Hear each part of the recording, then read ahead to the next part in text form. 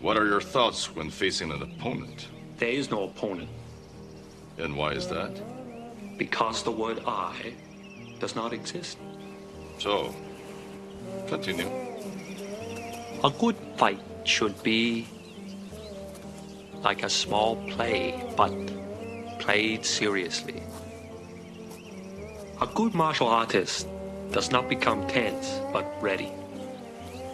Not thinking, yet not dreaming. Ready for whatever may come. When the opponent expands, I contract. When it contracts, I expand. And when there is an opportunity, I do not hit. It hits all by itself.